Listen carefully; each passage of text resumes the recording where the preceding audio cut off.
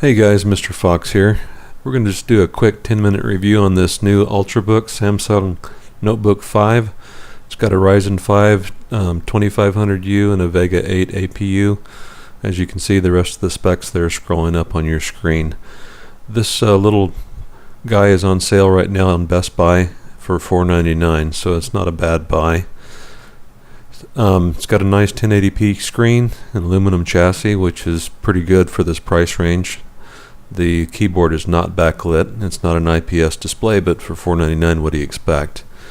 Got two USB 3 HDMI headphone mic combo jack and LAN on the left, and one USB 3 on the right. On the back, you've got your exhaust vents. Not much to see there. And on the front, you got a little slot for your finger. This probably reminds a lot of you of a MacBook. So here's the picture of the inside. You've got one RAM slot available. It's got 8 gigs with 4 that are on the motherboard. It's got an empty M.2 slot. I tested it with NVMe and it didn't work, so I've got a SATA. I'm going to try that. I'll report back if that works. So a quick look at the performance. CPU-Z benchmark puts it right in between a 2600K and a 7600K. And here's a quick look at the temps for the CPU as I was running those stress tests.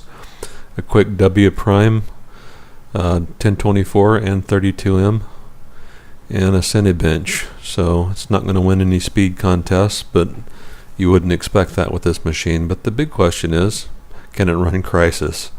Well, let's find out. I think you're going to find that the Vega 8 is definitely stronger than Intel integrated graphics. But can it run Crysis 2? Let's find out. So just right off the bat with default settings, we're going to see what kind of frame rate we get, and then we're going to start tweaking to see if we can actually make it playable. This is definitely not a gaming machine, but I know some of you that get it are going to want to play some games, and you'll probably want to know how it does. So the default settings on this was very high with DirectX 11 and textures enabled and that kind of thing. And as you might expect, it's a real slideshow. We're getting about 16 frames per second without even moving. One thing I noticed about this Vega 8 APU, it's supposed to have 1100 megahertz clock speed. I've never seen it run at 1100 megahertz. It's usually somewhere between 4 and 600, 700 megahertz. So I don't know what's up with that. But we'll continue tweaking these settings, and we'll find out how low we have to go before it's playable. So see here again with lower settings, we're only about 19 frames per second, 18. And that's not even moving, that's just looking around there. So that's as low as we can go on those settings. We're going to disable the high resolution textures, have to reboot, and we're going to see if that's enough to play with a good frame rate at 1080p. So all of our settings are the lowest they can be with DirectX 11 right now.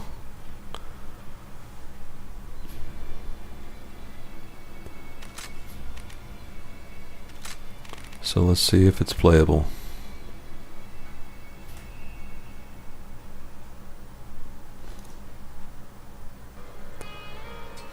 Nope, didn't seem to make much difference, did it? Still a slideshow. Of course, this is Crysis 2. Even though it's an old game, it's going to be pretty demanding compared to some of the other things. So if you're familiar with Crysis 2 and some of the other newer games that you like to play, you can probably extrapolate something from that.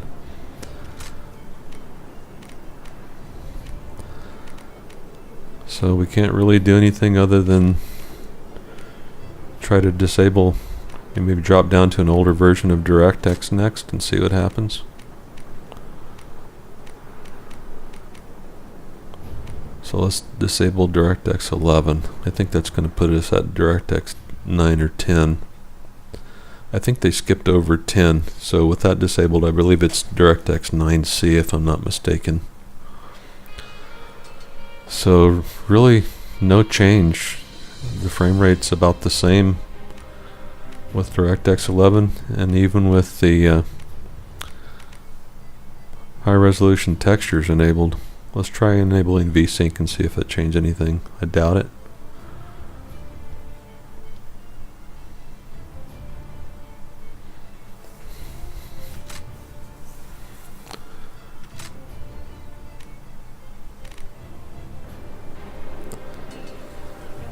Nope. And you notice the GPU still not even getting anywhere near the 1100 megahertz that it's supposed to have boost up to. I don't know what's up with that. I've tried changing all kinds of settings and I can't get the APU to run at its full boost.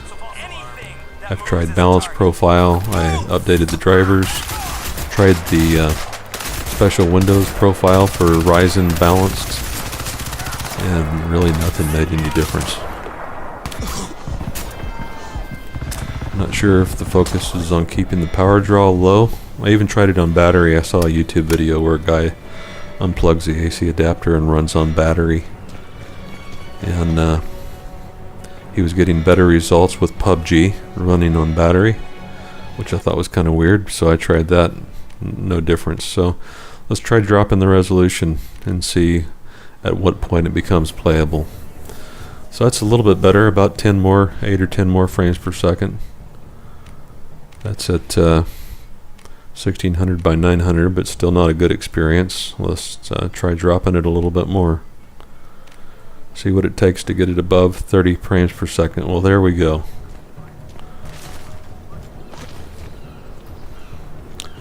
Looks like that was the ticket to get it to be a playable frame rate.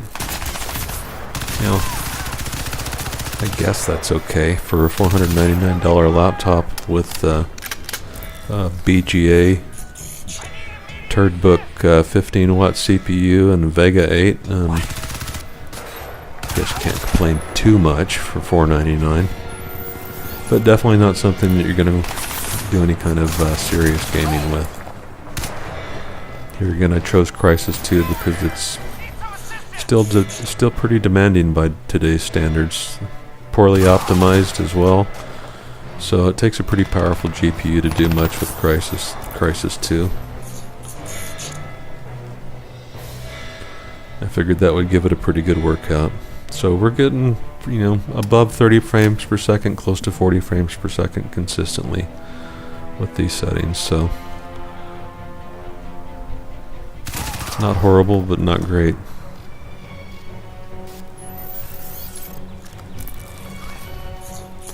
Let's play a little bit more and see if we see any slowdowns or stuttering or anything. Just give you a good look.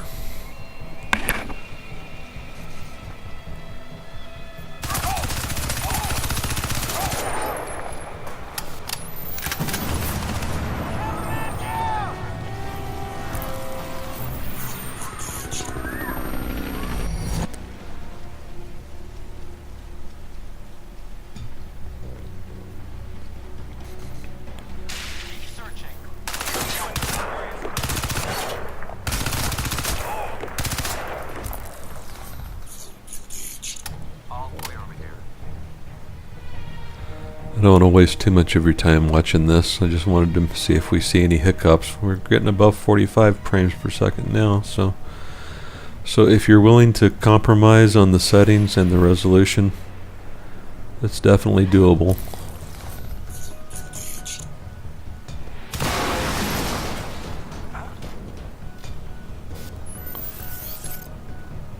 You know, I poked around in Hardware Bot. I was considering whether or not I wanted to keep this thing or return it for a refund within the 14-day window.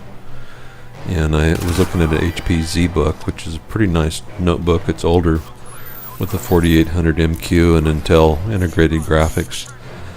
Probably actually a nicer notebook than this, even though it's a little dated.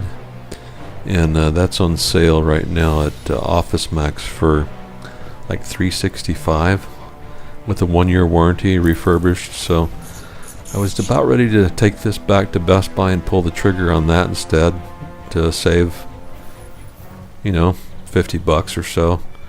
And so I got on Hardware Bot and I checked the 4800 MQ CPU performance benchmarks, and that was 1280 by 720 resolution with all the settings lowered.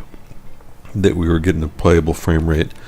But and I checked the CPU performance of the HP's or the 4800 MQ that's in the HP ZBook, and also checked the Intel integrated graphics, a 3D Mark 11 test, and actually this this little Samsung notebook with the Ryzen 5 and the Vega 8 handily beat that HP ZBook, so I was kind of surprised about that. So needless to say, I'm not returning this. I'm going to keep it. It's more powerful, even though it's probably not as well made overall, being BGA and that kind of thing, just a disposable turd book. For the performance, you can't beat it. So I even tried using the Windows graphics settings and specifying high performance, and I never could get the APU to run at the 1100 megahertz, but there you go. Overall, a pretty nice looking little machine, lightweight, aluminum chassis, not a bad buy. I hope you enjoyed the video.